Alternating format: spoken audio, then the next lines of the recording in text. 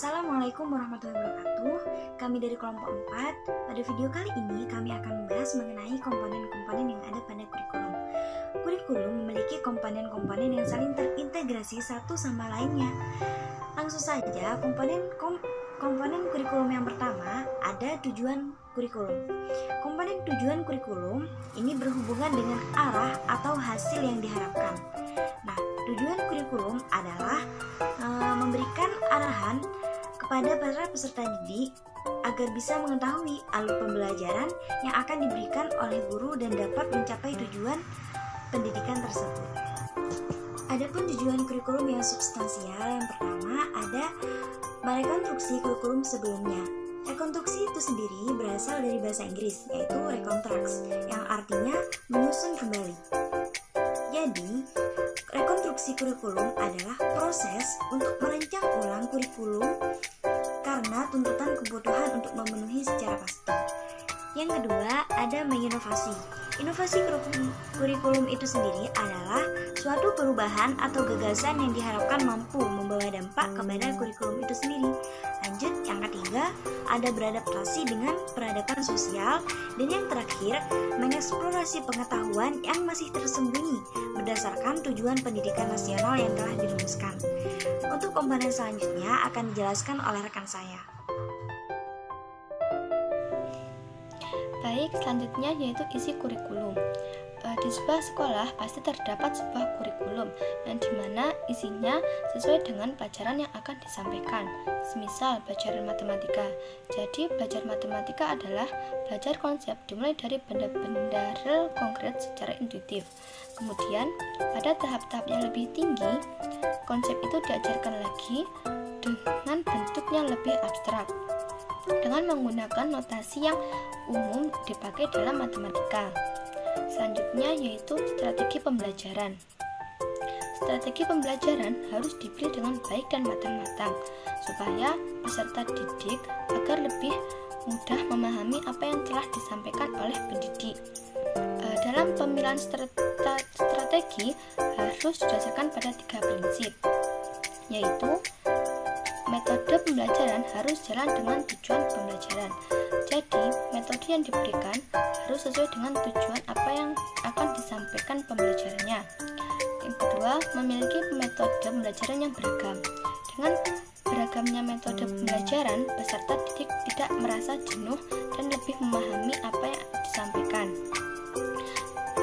Yang selanjutnya, pengembangan kurikulum sesuai dengan materi yang akan disampaikan. Selanjutnya akan disampaikan oleh rekan saya. Baiklah, nama saya Siti Rofiqatul Ma'rifah, NIM saya 20110107. Di sini saya akan melanjutkan penjelasan dari teman saya, yakni saya akan menjelaskan tentang penilaian. Apa itu penilaian? Penilaian adalah suatu usaha untuk mendapatkan berbagai informasi tentang proses dari hasil pertumbuhan dan perkembangan yang telah dicapai oleh peserta didik melalui kegiatan pembelajaran yang telah terjadi. Nah, di sini kita akan mengetahui peserta didik itu berkembang sampai mana, gitu. Nah, cara penilaian ini kita mempunyai 2, yaitu yang pertama tentang dengan uji tes. Di sini tes itu ada 3, bisa dengan cara tes tulis, bisa dengan cara tes lisan, dan bisa juga dengan cara tes perbuatan. Di mana tes tulis kita diuji menggunakan sebuah kertas, yaitu dalam menulis begitu, menggunakan alat ATK.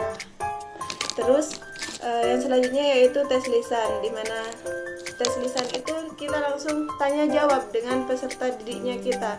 Nah, yang selanjutnya yaitu tes perbuatan. Seumpamanya tes perbuatan ini lebih cenderung kepada semuanya kita ikut dalam kegiatan tes lomba renang atau tes voli begitu. Nah, selanjutnya kita lanjutkan kepada desain kurikulum, di mana desain kurikulum tersebut mempunyai subject centered design.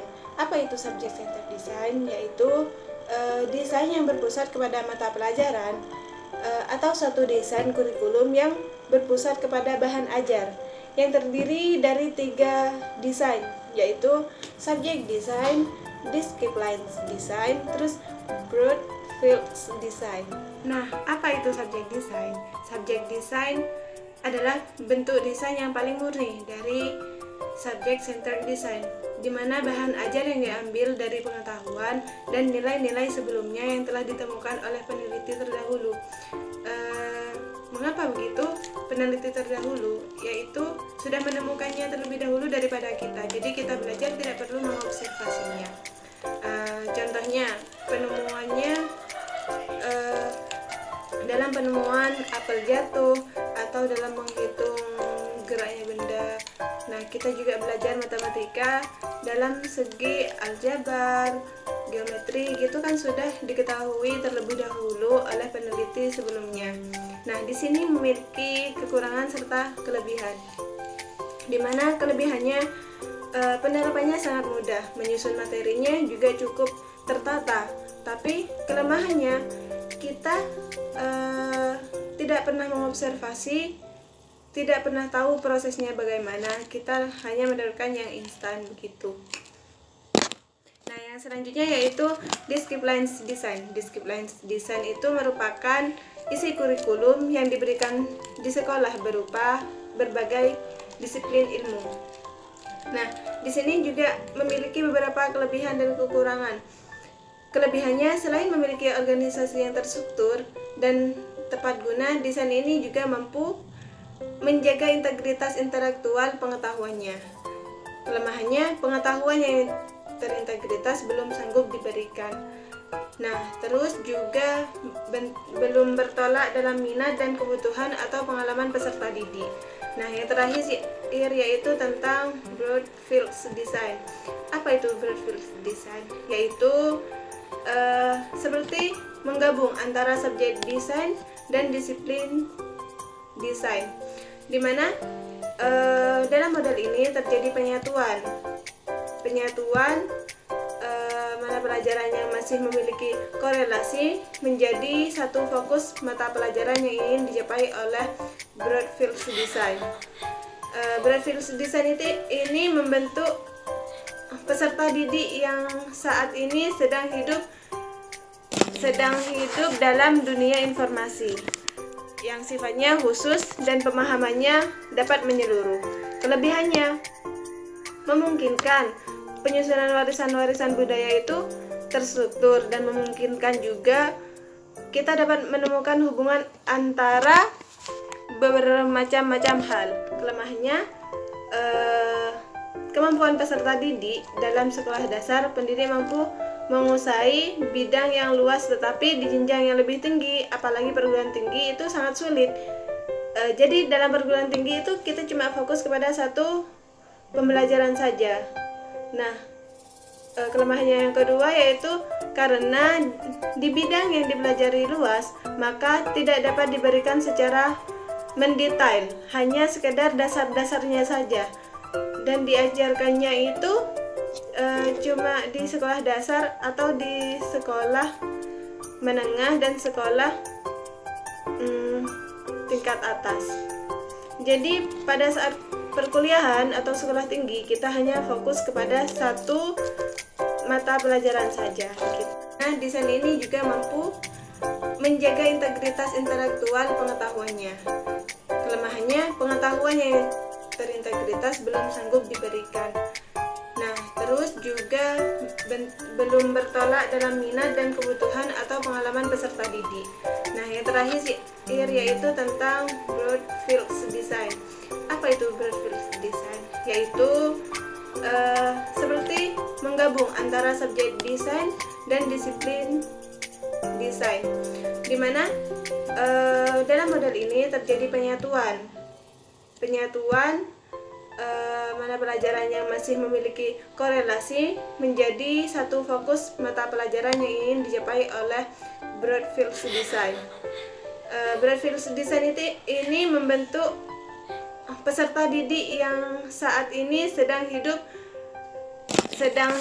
dalam dunia informasi yang sifatnya khusus dan pemahamannya dapat menyeluruh.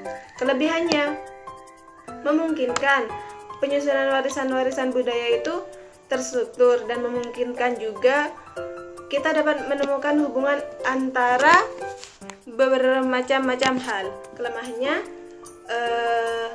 kemampuan peserta didik dalam sekolah dasar, pendidik mampu menguasai bidang yang luas, tetapi di jenjang yang lebih tinggi, apalagi perguruan tinggi, itu sangat sulit. Jadi dalam perguruan tinggi itu kita cuma fokus kepada satu pembelajaran saja. Nah, kelemahannya yang kedua yaitu karena mampu menguasai bidang yang luas, tetapi di jenjang yang lebih tinggi, apalagi perguruan tinggi, itu sangat sulit. Jadi dalam perguruan tinggi itu kita cuma fokus kepada satu pembelajaran saja. Nah, kelemahannya yang kedua yaitu karena di bidang yang dipelajari luas, maka tidak dapat diberikan secara mendetail, hanya sekedar dasar-dasarnya saja. Dan diajarkannya itu cuma di sekolah dasar atau di sekolah menengah dan sekolah tingkat atas. Jadi pada saat perkuliahan atau sekolah tinggi, kita hanya fokus kepada satu mata pelajaran saja gitu. Mungkin cukup sekian dari saya dan akan dilanjutkan oleh teman saya. Terima kasih. Perkenalkan, nama saya Mustafa Abdul Rizky, NIM 2021010700022. Di sini saya akan menjelaskan bagaimana tentang mendesain pada kurikulum. Yang pertama yaitu learner content design, atau yang disebut dengan desain yang berpusat pada pembelajaran. Yang dimaksud adalah suatu desain kurikulum yang mengutamakan peranan siswa. Penyusunan desain kurikulum dapat dilihat dari dua dimensi. Yang pertama yaitu dimensi vertikal.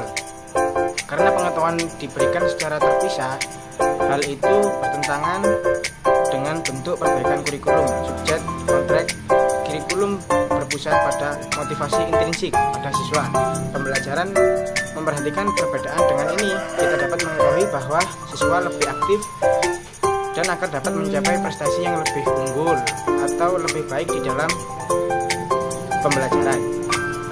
Di dalam struktur mendesain learner contract design ini terdapat ciri-ciri. Yang pertama yaitu struktur kurikulum dipilih berdasarkan kebutuhan dan minat peserta didik. Yang dimaksud di sini adalah siswa lebih aktif dalam memilih semua apa yang harus dilakukan, dan guru atau pengajar yang harus memberikan arahan atau memberikan bimbingan. 2. Kurikulum dapat dilihat. Yang kedua yaitu kurikulum dipilih oleh pendidik atau peserta didik. Yang dimaksud adalah guru dan juga murid saling memberikan pendapat agar tidak saling bertentangan. Dapat disimpulkan siswa lebih aktif apa yang harus dilakukannya. Yang ketiga yaitu menekankan produser untuk memecahkan masalah. Yang dimaksud adalah guru lebih menekankan untuk membagi tugas untuk siswa agar bisa aktif dalam melakukan pekerjaan pembelajaran.